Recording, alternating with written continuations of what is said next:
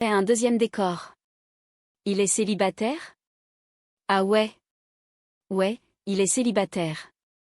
Si tu veux, je peux t'organiser un dîner chandelle, bien arrosé, il viendra. Je sais exactement son ordonnance, parce que c'est ça qui est important. Non, mais en tout cas, c'est un bon coup. Il est attrapé tout le monde dans mon village. Même mon cousin. Ah ouais. Je vais te câliner, Jeanne. Tu ferais ça, hein? Tu es sûre? Oui. C'est vrai? Tu ferais ça?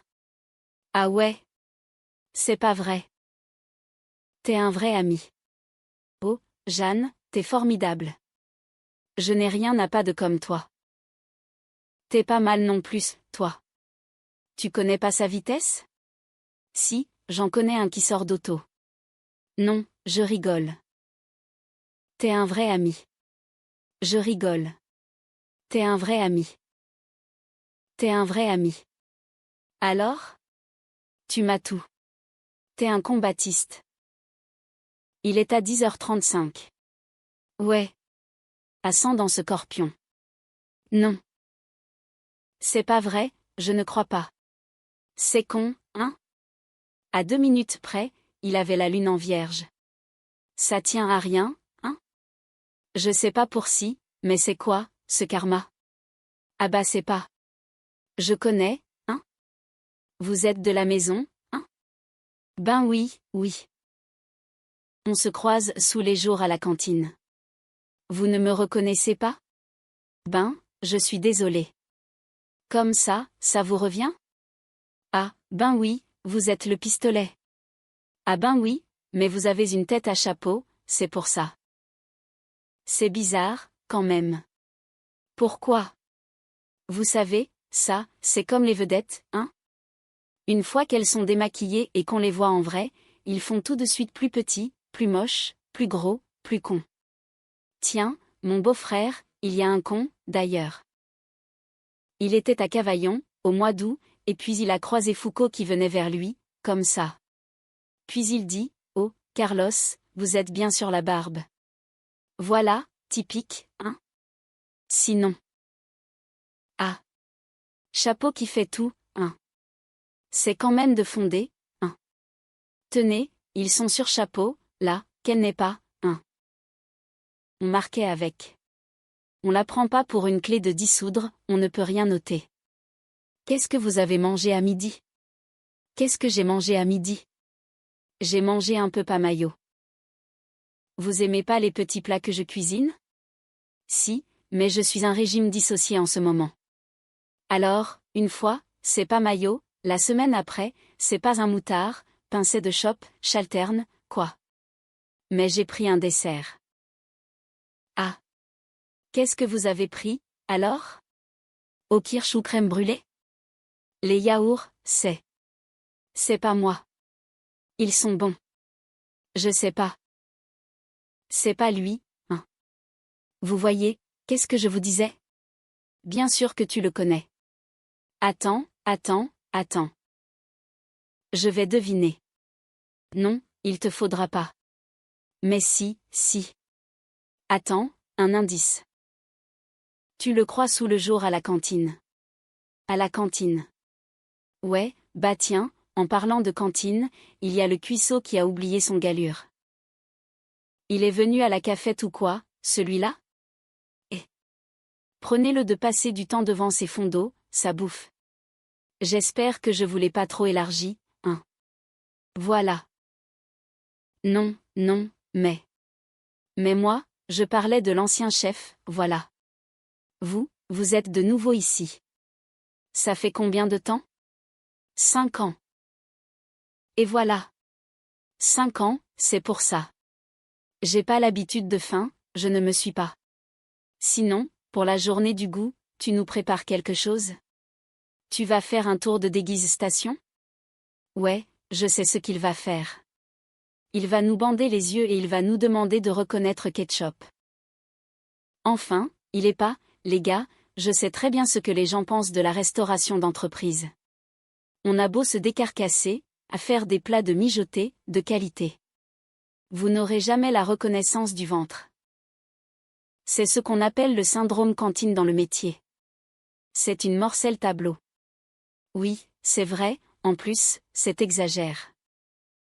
Monsieur, vous n'avez pas vu Chef Pisto, par hasard, hein? Il va m'entendre, celui-là. Le service de l'hygiène, attend dans cette cuisine. Il a intérêt à ce qu'elle soit irréprochable. Bouille, je crains le pire, mes enfants. On se connaît? Non, je crois pas. Service technique. Patrick technique. On se rappelle comme ça. Méméo technique. Méméo technique. Non, non, non, non, non. On a dit au cristal jusqu'à la fin de la journée. Il faut être solidaire. Merde. Je te préviens que si on a encore un truc de notre compris, tu le trouves, sa gueule. Il y a du sondage, là? Non. 70% des Français pensent qu'ils n'ont jamais été aussi heureux qu'aujourd'hui. On retrouve ce pourcentage. C'était en 87. Ça, c'est grâce à la reprise économique. Il y a moins de chômage aujourd'hui. En 87, il y a eu.